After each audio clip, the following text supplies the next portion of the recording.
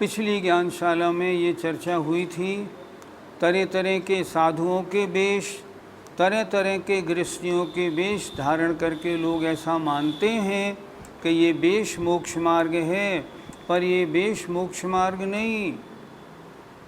मोक्ष मार्ग तो सम्यक दर्शन ज्ञान चारित्र की एकता है, अपनी आत्मा में मग्नता है। जो पिछली ज्ञानशाला का विषय था उसे और अच्छी तरह आचार्य दृढ़ करते हैं।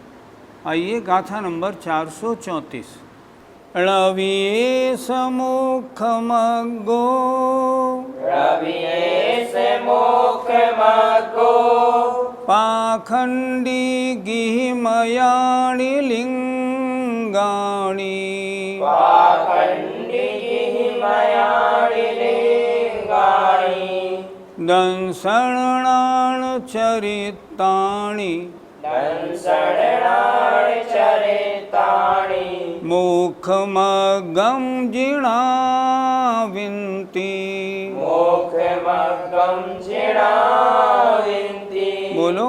रविये समुखमग्गो, पाखंडी गिहिमयाणि लिंगाणि, दंसणान् चरितानि, मुखमग्गं जिणाविन्ति। रविये समुखमग्गो, पाखंडी गिहिमयाणि लिंगाणि, दंसणान् चरितानि, मुखमग्गं जिणाविन्ति। एक एक शब्द का अर्थ देखते हैं। णवी नहीं है, एस माने यह है, मोक्ष मग्गो मोक्ष मार्ग। क्या? पाखंडी गिहिमयाणि अर्थात पाखंडियों और गृहस्थों के द्वारा ग्रहण किए गए, लिंगाणि वेश लिंग अर्थात पाखंडियों और गृहस्थों के द्वारा ग्रहण किए गए जो लिंग अर्थात तरह तरह के भेष हैं, ये मोक्ष मार्ग नहीं है। दंसणानि चरित्राणि सम्यक दर्शन, सम्यक ज्ञान और सम्यक चारित्र को मोक्षमग्गम यह मोक्ष मार्ग है। जिणाविन्ति जिनेन्द्र देव कहते हैं। जिनेन्द्र देव ने कहा मात्र वेश धारण करने से मोक्ष नहीं हो जाएगा। वेश तो धारण करो, लेकिन अंतरंग में सम्यक दर्शन ज्ञान चारित्र की अगर सेवा की जाएगी तब तो मोक्ष मार्ग होगा, नहीं तो नहीं। और उस सम्यक दर्शन ज्ञान चारित्र की आराधना करने के लिए निर्ग्रंथ दिगंबर मुद्रा के अलावा वो हो नहीं पाएगा। बहिरंग में दिगंबर वेश आवश्यक है और अंतरंग में मुनि के योग्य परिणाम बहुत जरूरी हैं। ये है मोक्ष मार्ग का वास्तविक लिंग। फिर देखें एक बार। नवियेश मोक्ष मग्गो नहीं है यह मोक्ष मार्ग। क्या? पाखंडी अर्थात पाखंडियों और गिहिमयाणि गृहस्थों के द्वारा ग्रहण किए गए, लिंगाणि माने वेश, ये वेश मोक्ष मार्ग नहीं है। दर्शन ज्ञान दंसणान चरित्राणि दर्शन ज्ञान और चारित्र को जिणा जिनेन्द्र देव मोक्ष मार्ग कहते हैं। मोक्ष मार्ग क्या है? रत्नत्रय दर्शन ज्ञान चारित्र ये मोक्ष मार्ग है। बनावटी छली साधु और गृहस्थ के द्वारा स्वीकार किए हुए जो नाना भेष हैं वे मोक्ष मार्ग नहीं हैं, किंतु मोक्ष मार्ग तो सम्यक दर्शन, सम्यक ज्ञान और सम्यक चारित्र हैं, ऐसा जिनेन्द्र भगवान ने कहा है। पंडित जी, कुछ अन्य मत वाले वस्त्र सहित मोक्ष मानते हैं, क्या उनका मानना ठीक है? ऐसी मान्यता वाले पाखंडी लिंग में आते हैं। उनकी वह मान्यता आगम के अनुसार नहीं है। अगर वस्त्र नहीं उतरेंगे, निर्ग्रंथ दिगंबरता नहीं आएगी, तो सम्यक दर्शन ज्ञान चारित्र रूप रत्नत्रय कैसे प्राप्त होगा? लिख रहे हैं ना आचार्य खुद, णग्गो ही मोक्ष मग्गो, नग्नता ही मोक्ष मार्ग है। रंच मात्र भी वस्त्र है तो मोक्ष मार्ग नहीं। वस्त्र तो मोक्ष मार्ग में सबसे बड़ा व्यवधान है। इसलिए निर्ग्रंथ दिगंबर मुद्रा बिना मोक्ष मार्ग प्राप्त नहीं हो सकता। मोक्ष मार्ग के योग्य विशुद्धि अगर रत्नत्रय चाहिए तो पहले बहिरंग में सही दिगंबर निर्ग्रंथ मुद्रा आवश्यक है। बहिरंग में वो हो तो अंतरंग में हो या नहीं हो, लेकिन अंतरंग में अगर योग्य परिणाम है तो बहिरंग में निर्ग्रंथ दिगंबर मुद्रा होगी ही होगी। इसलिए जो वस्त्र सहित मोक्ष मानते हैं उनकी मान्यता आगम के अनुसार बिल्कुल उचित नहीं है। पंडित जी, क्या व्यवहार मोक्ष मार्ग उपादेय है या निश्चय मोक्ष मार्ग? वास्तव में मोक्ष मार्ग तो एक ही है, वह है निश्चय मोक्ष मार्ग। तो ये व्यवहार मोक्ष मार्ग क्या है? निश्चय मोक्ष मार्ग तक पहुंचाने वाला ये व्यवहार मोक्ष मार्ग है। उपादेय दोनों हैं। पहली दशा में व्यवहार मोक्ष मार्ग उपादेय है और उसके बाद जो साध्य निश्चय मोक्ष मार्ग है वो परम उपादेय है। सबसे पहले दिगंबर मुनि बने और मुनि के योग्य चारित्र को धारण करें। चारित्र को धारण करने के बाद शुभोपयोग से और ऊंचे उठ के शुद्धोपयोग आत्मरमण में प्रवेश करें, तब निश्चय मोक्ष मार्ग होता है। व्यवहार मोक्ष मार्ग या व्यवहार रत्नत्रय कारण है और निश्चय मोक्ष मार्ग या निश्चय रत्नत्रय कार्य है। उपादेय दोनों हैं। पहले व्यवहार रत्नत्रय होता है, उसके बाद निश्चय रत्नत्रय बनता है। पंडित जी, वर्तमान में दोनों मोक्ष मार्ग है या नहीं? आचार्य कुंद कुंद महाराज तो लिख रहे हैं, अद्यपि तिरयण शुद्धा। आज वर्तमान में भी जो रत्नत्रय हैं उससे शुद्ध पुरुषों का सद्भाव है। इसलिए रत्नत्रय है या नहीं, मोक्ष मार्गी है या नहीं, बिल्कुल हैं। दोनों मोक्ष मार्ग हैं। जब मुनि महाराज जो विशुद्ध चर्या वाले मुनि महाराज हैं, जब चर्या में रहते हैं, जब आत्मा में डुबकी लगाने से बाहर रहते हैं, जब क्रिया में रहते हैं, उपदेश करते हैं, शास्त्र लिखते हैं, तब व्यवहार मोक्ष मार्गी हैं। और जब वो ध्यानावस्था में बैठकर जब आत्मरमण में डूबते हैं, अपनी परम शुद्ध आत्मा का रसास्वादन लेने में उतरते हैं, उस समय वे निश्चय मोक्ष मार्गी हैं। वर्तमान में व्यवहार मोक्ष मार्ग निश्चय मोक्ष मार्ग दोनों हैं। इसीलिए तो लिखा अद्यपि तिरयण शुद्धा। आज भी रत्नत्रय से शुद्ध मुनि महाराजों का सद्भाव है। लेकिन कौन है कौन नहीं, किनके गुणस्थान हैं, किनका उपयोग कौन सा है, ये हमारे ज्ञान का विषय नहीं। लेकिन कहीं किसी आचार्य ने वर्तमान में अभाव नहीं बताया।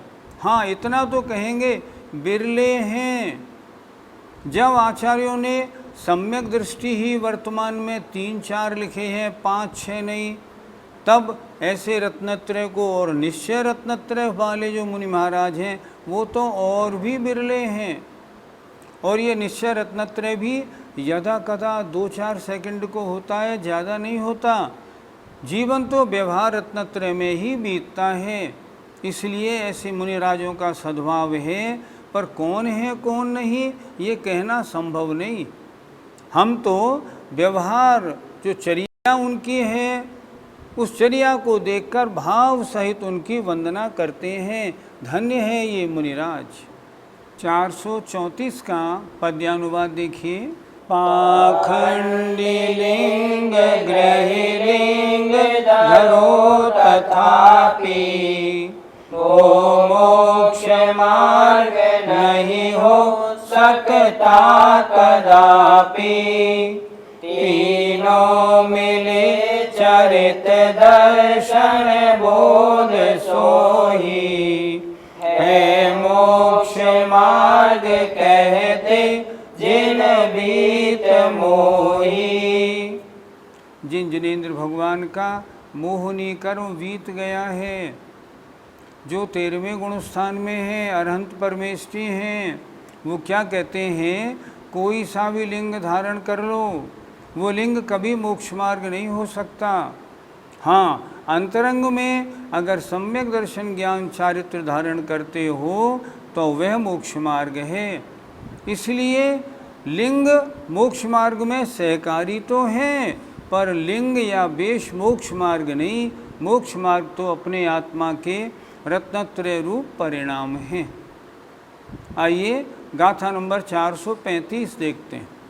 तम्मा जहितु लिंगे, तम्मा जहितु लिंगे, सागारण गारिये ही वागहि दे, सागारण गारिये ही वागहि दे, दंसणान चरिते, दर्शनाण चरिते, अपाणम जुंज मोख पहे, अपाणम जुंज मोख पहे। बोलो। तम्मा जहितु लिंगे, सागारण गारिये ही वागहि दे, दंसणान चरिते, अपाणम जुंज मोख पहे। तम्मा जहितु लिंगे, सागारण गारिये ही वागहि दे, दंसणान चरिते, अपाणम जुंज मोख पहे। शब्दार्थ समझिए। तम्मा इसलिए, जहितु छोड़कर, लिंगे लिंगों को, सागारण गार ये ही गृहस्थों अथवा घरहीनों के द्वारा, गहिदे ग्रहण किए गए। क्या मतलब हुआ? गृहस्थों के द्वारा या जिन्होंने घर छोड़ दिया है ऐसे लोगों के द्वारा ग्रहण किए गए लिंगों को छोड़कर दंसणान चरिते, दर्शन ज्ञान और चारित्र स्वरूप, अपाणम अपने आप को, मोक्ष पहे झुंझ मोक्ष मार्ग में लगाओ। अर्थात गृहस्थों के द्वारा, और जो लोग जंगलों में रहते हैं, बहुत से पर्वतों पर रहते हैं, हिमालय आदि की कंदराओं में बसते हैं, ऐसों के द्वारा जो लिंग ग्रहण किए गए हैं उनको छोड़ दो। ये मोक्ष मार्ग नहीं तो क्या करें? निर्ग्रंथ दिगंबर मुद्रा धारण करो और दर्शन ज्ञान चारित्र की सेवा करो, ये ही मोक्ष मार्ग है। एक बार फिर देखें। तम्मा इसलिए, जहितु लिंगे लिंगों को छोड़कर कौन से लिंग? सागारण गारिये ही गृहस्थों अथवा घरहीनों के द्वारा गहिदे ग्रहण किए गए लिंगों को छोड़कर दंसणान चरिते, दर्शन ज्ञान और चारित्र स्वरूप मोक्ष पहे मोक्ष मार्ग में अपाणम अपने आप को लगाओ। लगाओ नहीं, सारा जीवन इसी में लगाना चाहिए।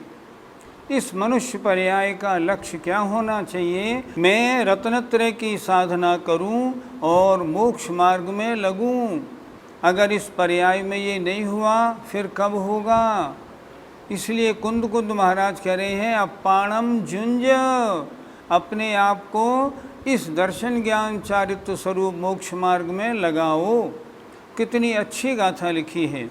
हमारा कर्तव्य क्या बनता है? हम भी अपने अपने, आप भी और मैं भी, हम सब अपने रास्तों को बदलें।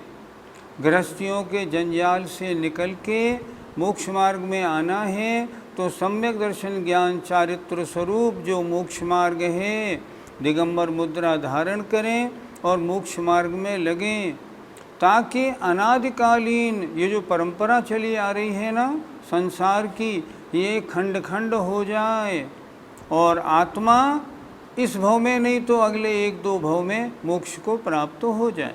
अर्थ देखें, जबकि केवल द्रव्यलिंग मोक्ष मार्ग नहीं, इसलिए आचार्य कहते हैं कि गृहस्थों के अथवा घरहीन का मतलब वनों में पर्वतों पर निवास करने वालों के द्वारा ग्रहण किए गए लिंगों को छोड़कर अपने आप को दर्शन ज्ञान चारित्र स्वरूप मोक्ष मार्ग में लगाओ।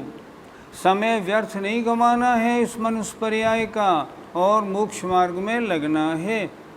अगर मुनि बनने की क्षमता नहीं हो या स्त्री पर्याय हो तो व्रती तो बनना ही बनना है। अगर इस पर्याय में व्रती अवस्था धारण नहीं की, ओहो, तो मनुष्य पर्याय बेकार जाएगी, फिर कब मिली कोई पता नहीं है। पंडित जी, यहाँ तो आचार्य श्रावक और मुनि का लिंगी छुड़ा रहे हैं, यह कैसे? जिन लोगों ने तरह तरह के वेश धारण कर रखे हैं उनसे कह रहे हैं तुम इस लिंग का पक्ष छोड़ो, ये लिंग मोक्ष मार्ग नहीं है। आचार्य ने ये नहीं कहा कि श्रावक अपने व्रतों को छोड़ दे या मुनि अपने व्रतों को छोड़ दे, क्षुल्लक और रेलक अपना लिंग छोड़ दें या मुनि महाराज अपना लिंग छोड़ दें, ये नहीं कहा। इन्होंने तो ये कहा है तुम जो वेश को मोक्ष मार्ग माने बैठे हो ये पक्ष हटाओ, ये पक्ष तुम्हारा ठीक नहीं। वेश मोक्ष मार्ग नहीं होता, मोक्ष मार्ग तो रत्नत्रय रूप आत्मा के परिणाम हैं। इसलिए वेश का पक्ष छुड़ा के रत्नत्रय रूप आत्मा के परिणामों का पक्ष बना रहे हैं, जो बिल्कुल उचित है। पंडित जी, तो फिर वास्तव में मोक्ष मार्ग क्या है? निर्विकार स्वसंवेदन ज्ञान रूप जो भावलिंग है, जो आत्मा के परिणाम है, वास्तव में वही ही मोक्ष मार्ग है। विकार रहित अपनी आत्मा में लीन रूप, जब अन्य समस्त संकल्प विकल्पों से दूर होकर शुद्धोपयोगी मुनि महाराज अपने आत्मरस के रसास्वादन में उतरते हैं, वे वास्तव में मोक्ष मार्ग है। और इसके कारण स्वरूप मुनि की चर्या का पालन करना ये व्यवहार मोक्ष मार्ग है। आज तक किसी को बिना व्यवहार मोक्ष मार्ग के निश्चय मोक्ष मार्ग नहीं हुआ। इसलिए व्यवहार मोक्ष मार्ग भी उपादेय है और निश्चय मोक्ष मार्ग भी उपादेय है। दोनों मोक्ष मार्ग उपादेय हैं। पहले व्यवहार मोक्ष मार्ग होता है, अधिकतर तो वही रहता है। 24 घंटे में नहीं, साल 6 महीने में निश्चय मोक्ष मार्ग तो यदा कदा होता है। शेष सारे समयों में व्यवहार मोक्ष मार्ग अर्थात आगम के अनुसार मुनिचर्या का पालन, सामायिक और छेदोपस्थापना चारित्र का पालन वर्तमान में होता है, वही मोक्ष मार्ग के लिए उपादेय है। पंडित जी, तो फिर मुनि लिंग को उपादेय नहीं माना जाए? क्या बात कह दी। समय सार पढ़ने वालों के मुख से ऐसा प्रश्न कैसे हो गया? अगर मुनिलिंग उपादेय नहीं है तो उपादेय क्या है? मुनिलिंग परम उपादेय है, इसके बिना मोक्ष मार्ग का प्रारंभ ही नहीं। लेकिन मुनिलिंग को ही मोक्ष मार्ग मानना वो गलत है। मुनिलिंग का पक्ष नहीं बनाना है। हमने पीछी कमंडलू ले लिया, हम मोक्ष मार्गी बन गए, नहीं, ऐसा नहीं। पीछी कमंडल लेना मोक्ष मार्ग नहीं है। बहिरंग में पीछी कमंडल लिया, निर्ग्रंथ दिगंबर मुद्रा धारण की, ठीक किया। अंतरंग में अभेद रत्नत्रय को धारण किया, शुद्धोपयोगी बने, यह है उपादेयता। और ये बिना मुनिलिंग धारे होगा नहीं। इसलिए मुनिलिंग धारण करना तो परम उपादेय है। मुनिलिंग धारण करके अगर मान लो इस भव में मान लो शुद्धोपयोग नहीं भी हुआ तो अगले भवों में तो होगा। इस मनुष्य पर्याय का सबसे अच्छा जो इस उपादेयता है, सबसे अच्छी सफलता है, वो तो मुनिलिंग धारण करने में ही है। पर उसका पक्ष नहीं होना चाहिए कि ये वेश ही मोक्ष मार्ग है, ये गलत है। पंडित जी, क्या निर्गंत लिंग के अलावा अन्य लिंग मोक्ष मार्ग नहीं माने जाएं? अन्य कोई भी लिंग हो, अर्थात अगर निर्ग्रंथ दिगंबर लिंग नहीं है तो रत्नत्रय का पालन कैसे होगा, और रत्नत्रय का पालन नहीं तो मोक्ष मार्ग कैसे होगा, सवाल ही नहीं उठता। लिंग है मोक्ष मार्ग में तो एक ही लिंग है, निर्ग्रंथ दिगंबर लिंग, और वो निर्ग्रंथ दिगंबर लिंग इस स्वसंवेदन रूप अनुभव में कारणभूत है। वास्तव में पहले निर्ग्रंथ दिगंबर पद धारण किया जाए और उसके बाद शुभोपयोग से शुद्धोपयोग में आके जब अपनी आत्मा की निश्चय आराधना में मुनि महाराज लगते हैं तब वो वास्तव में मोक्ष मार्गी होते हैं। यद्यपि व्यवहार मोक्ष मार्ग भी मोक्ष मार्ग है, लेकिन वह निश्चय मोक्ष मार्ग का साधन है और वास्तव में मोक्ष मार्ग तो निश्चय मोक्ष मार्ग है। पंडित जी, इन दोनों गाथाओं का निष्कर्ष क्या है? आचार्य कुंद महाराज के सामने अन्य दिगंबर मत के अलावा अन्य और बहुत से मत प्रारंभ हो चुके थे, जो मत अपने को मोक्ष मार्गी मानते थे लेकिन मोक्ष मार्गी थे नहीं। इसलिए निष्कर्ष क्या है इन दोनों गाथाओं का, तरह तरह के वेश धारण करके अपने को मोक्ष मार्गी मानना बिल्कुल गलत है।